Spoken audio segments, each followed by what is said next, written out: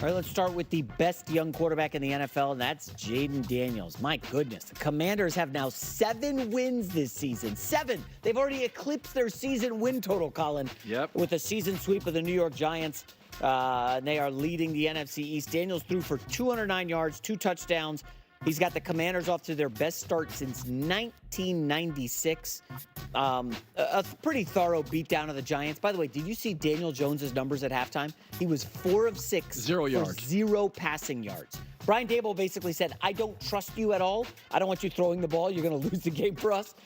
Just a bizarre situation with the Giants who stink. But the Commanders, can you credibly say they're the second best team in the NFC?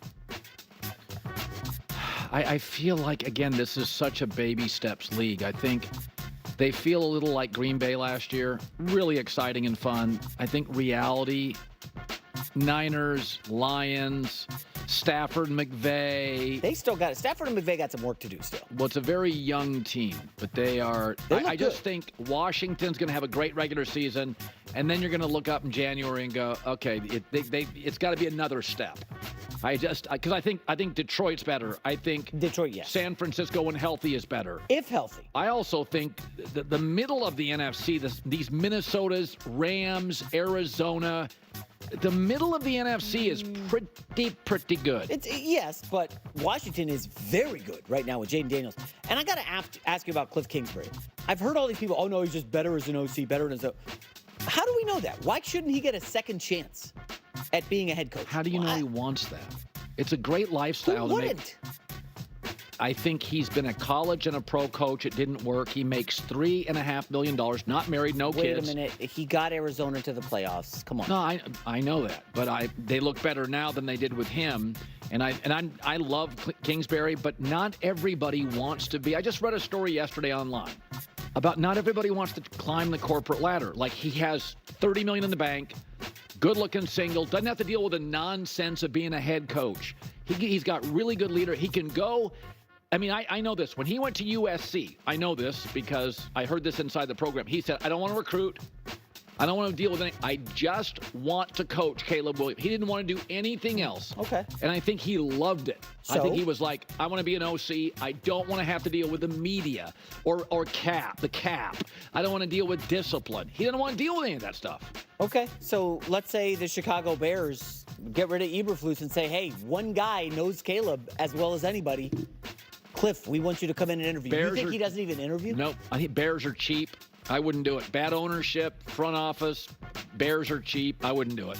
So maybe there's a Spagnuolo-type career where That's Spags right. is just the best defensive coordinator in the league. And you say Cliff Kingsbury has a 10-year run like Josh McDaniels, gets a ring or two. He's the best offensive coordinator in the sport for a decade. Nothing wrong with that. It's a good life. Not everybody. Okay, well, we're kind of making stuff up here. I want to talk about the Commanders. I'll address the Cliff Kingsbury conversation, but also, like, Colin's bringing up the Arizona Cardinals. Last time I checked, the Commanders rocked them, decimated. And do not say that the Arizona Cardinals look better now than with Cliff Kingsbury. That is such nonsense. He had that team rolling with a difficult, young, rookie, first, second year plus quarterback in Kyler Murray. And he had them rolling. Then they got decimated with injuries. Kyler Murray went down. Cliff Kingsbury was coaching like a third-string quarterback. You know, everybody was injured. You had suspensions and stuff. GM stepping down. Just stop with the nonsense that Cliff Kingsbury somehow failed the Arizona Cardinals. It's such that drives me absolutely insane. And let me say from the top, I do believe that Cliff Kingsbury will be a head coach. I'm sorry. I know that there's this belief that he can stick around. I know Colin is really trying to sell that, really hard, but based off of what I have seen from Cliff Kingsbury, he's going to want another shot at being a head coach. It's just human nature. I understand he's not trying to climb the corporate ladder and all of that. I think he is very happy. I think he's growing, but because of how things unfolded in Arizona, he's going to want to be a head coach again. Not to mention, he saw how things failed for Dan Quinn, who then went and became a coordinator with Dallas and was then now able to be the head coach again and immediately have more success in that regard, feel happier, feel more content. So I believe that Dan Quinn and Cliff Kingsbury have a great relationship, and you're going to see Dan Quinn encourage Cliff, because I think Dan Quinn's a good person, and encourage him to be like, hey man, obviously I'd love to have you be here, but also go out there and get some redemption, just like I'm doing here. So, but I don't think that's a conversation that anyone has to have right now. We can appreciate the greatness of what Jayden Daniels and this entire Commanders team as a whole has done. Jayden, they were like, oh, is it time to admit that the Washington Commanders are the second best team in the NFC or whatever? And like, I'm not going to get hung up on these numbers and all that. The one thing I do know is that the Washington Commanders are a top team, not only in the NFC, but in the NFL. Okay, like, let's just stop. Look what the Broncos did against the Ravens. Okay, the Ravens just demolished them. And then look at what the Commanders did, not even fully healthy, with the rookie quarterback. Look what they did with the Ravens. They kept up. They kept up. Look what the Bengals did. I think they played the Raiders. I think it was the Raiders, right? Demolished them, and the Commanders beat the Bengals, right? The Bengals almost beat the Chiefs. So it's just like, it's just one of those things where the Commanders, I don't know exactly what number to put them in, but I just know that they're invited to the party. I know they're in the party. I know they're invited to the dance to say, let's go, let's see what happens. And that's what it is. Are you going to bet that the Commanders are going to go off and rip some playoff wins and get to the Super Bowl?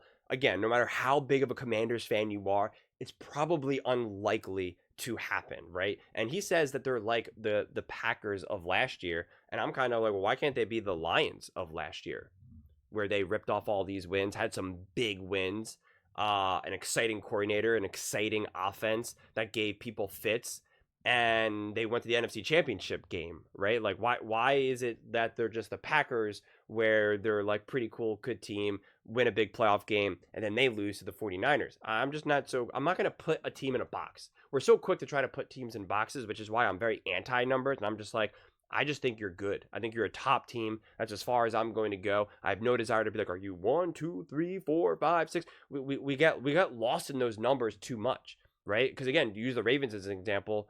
They lost to the Chiefs, but then they blow out the Broncos, and you have like the Bengals who blow out the Raiders, but then the Chiefs kind of sneak out a win against the Raiders. So it's like, like, how good are any of these teams? How consistent can any of these teams be? It's hard to figure out. So let's not put them in a box, and let's just kind of see where they are. But I mean, Jayden Daniels continues to impress. 15 for 22, 209 yards, 9.5 yards per attempt, 2 touchdowns, a 128.8 rating, 8 carries for 35, right? 2 for 2 on 4th downs.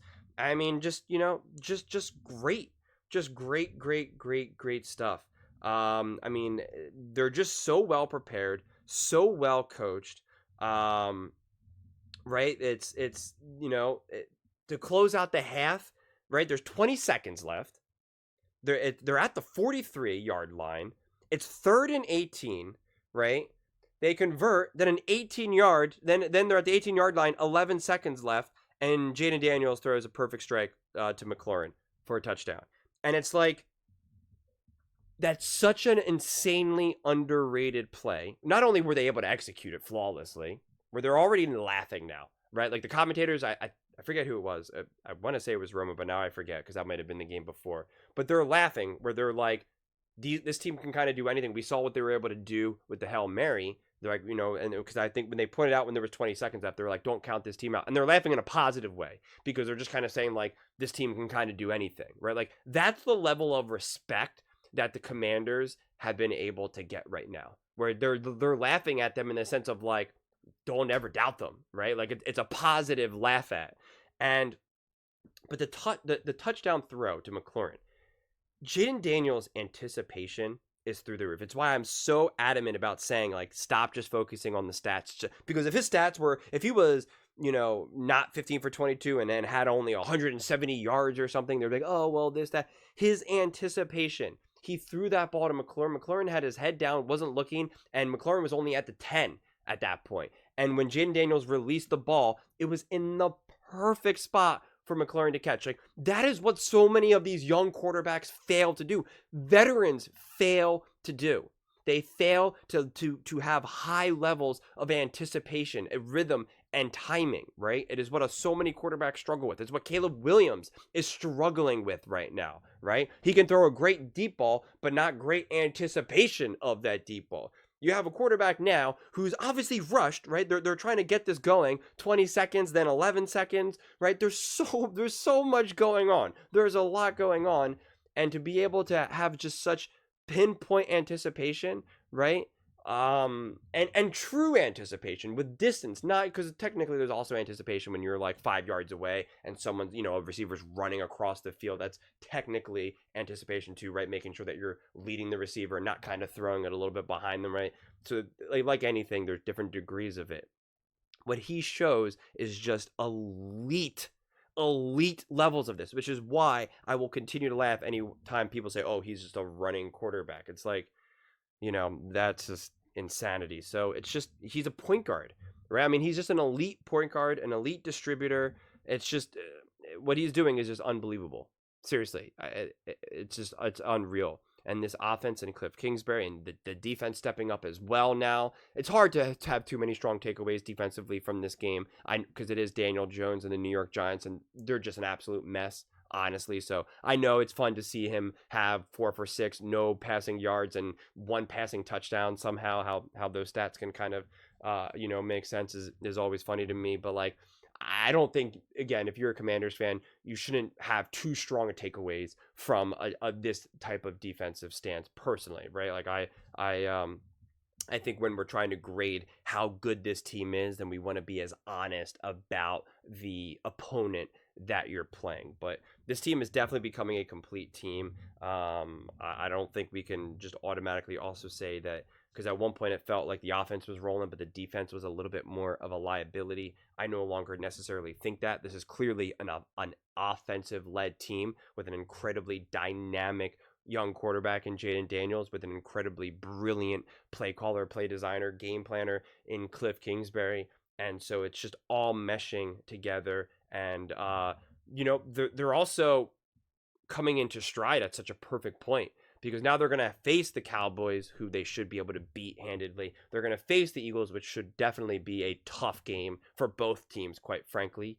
So to me, that's going to be a wildly exciting game to see the Eagles versus Commanders. I wouldn't be surprised if they just split, right? It just goes 1-1, which would be a massive victory for the Commanders, quite frankly. And they should be able to go 2-0 against the Cowboys. And then it'll really come down to, do the Eagles go 2-0 against, say, the Cowboys, right? Like, and that's probably how the division will end up being decided, right? So it's just going to be so many fascinating stuff. They're just playing so smart. There was another moment, the other thing that I wanted to point out, that Jayden Daniels, that really stood out to me as well. At one point, they were 3-3 in the red zone, right? So every time they got to the red zone, they got a touchdown. But now, and they were winning good, right? The score was 21-10. And when you have a young rookie quarterback, right, and an offense that feels like they're flowing, you want that party to keep going, right? You want to keep it going. But the throw wasn't there, and Jayden Daniels threw it away, right? He didn't force it. He didn't try to find a way. He understood the game. He showed maturity. And because of that, they kicked a field goal, and now they go up 24-10, right? Which is still really great, right? Still really important. So it's just all of those little things that Jayden Daniels does, because not only does he do the big things, he does the small things, he does the medium things. He just kind of does it all. This team feels really complete. They feel ready to win right now, which is why they are indeed actually winning these games.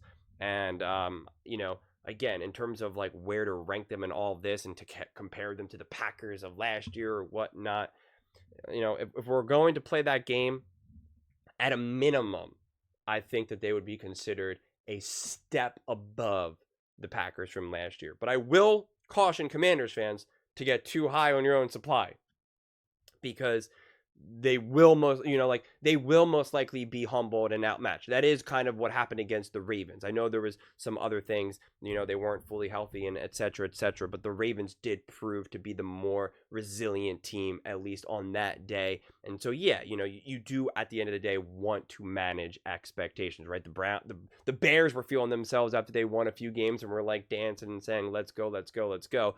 They ran into the train of the Commanders, and then they ran into the train of the Cardinals, right? They couldn't beat the Cardinals. The Commanders demolished them, right? And it's like Nick Wright was saying that they were going to go to the Super Bowl, and now they're going to struggle to even make the playoffs. So football has a habit of humbling you. I wouldn't say that the Commanders really fully got humbled just yet, because I think they actually played really, really well against the Ravens. At that point, the Ravens were really kind of like rolling and cruising and kind of had everything going for them. So I don't even know if the Commanders have even really fully even been humbled yet. And it will, like I said, it happens to every single team, whether you're the Chiefs, the Patriots in their dynasty, right? Like it just happens to every team. So when will it happen and how will it happen? I have no idea, because it feels like it's not going to happen, but it always does. So it's just you really can't say enough positives about this team. From the first man up to the last man up to the coaching staff to Jayden Daniels. It's been a wild ride. But those are just my thoughts. I'd absolutely love to hear yours. What do you guys all think about the Washington Commanders and Jayden Daniels leading them to their best start since 1996? Let me know in the comments below. I read every single comment, so whether you agree with me or disagree with me, either way, let's get at some discussions. Let's get at some fights. But ultimately, let's just have some fun. And please do consider subscribing. We are building an amazing community here, and I'd absolutely love to see you part of it. I want to build something that we all genuinely feel connected to. Something that we're really excited to be part of. I think we're on our way to doing it. And please don't forget to give this video a thumbs up, as it really does help with the visibility and the algorithm. Thank you so much. See you next time.